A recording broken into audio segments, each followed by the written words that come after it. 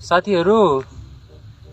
म चाहिँ अब अर्को पालिदेखि चाहिँ ससुराले टिका लाउन आउँदिन हो किनभने यहाँ हेर्नुहोस् मेरो हालत कस्तो बनाइदिएको छ यहाँ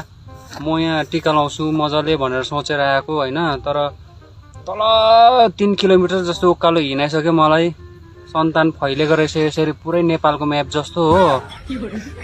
अन्त तिमीलाई के भन्नु छ तिमी मात्रै हिँड्दैछौ म हिँडेको छुइनँ मेरो मात्रै पेदो भइरहेको छ नि त मेरो मात्रै पेदो भइरहेको छ हो मेन कुरा चाहिँ अब यहाँ अलिक ठुल्ठुलो कराउनु पो भएको छैन मान्छेले सुन्छ गाडीले बोक्दैछ ल गाडीले बोक्दैछ बोक्छ गाडीले यो दुईटा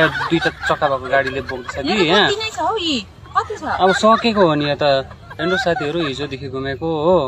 घर कति हेरे भन्नु त जम्मा कति घरको हो झन्डै 70 घर हुन आँटिसक्यो 65 घर त हिसाबमा निक्लेको थियो हो अब त हिँडेको छुइनँ के हो के हाँस उठ्दो मान्छे हो अब फेरि अरू कुरा त के होइन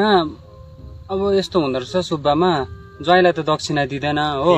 छोरीलाई मात्रै दिएको ज्वाइँ चाहिँ ढोकेको होइन अन्त कता कतानिर अलिकति मिठा खानु ज्वाइँ भनेर अलिकति पैसा दिन्छ त्यो पनि मागिएर फुट ब्यागमा हो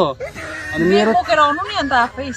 म चाहिँ लु त्यसो भए चाहिँ टिका लाउन आएको कि ब्याग बोक्न आएको लु भन्नु त के हो यस्तो हालत मेरो त बिजोकै भइसक्यो लु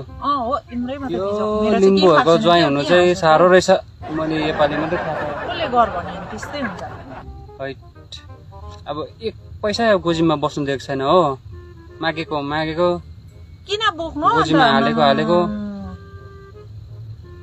ल्याउ न अहिले दिएको भने हेर्नु साथीहरू यस्तो छ दिइहाल हेर्नुहोस् है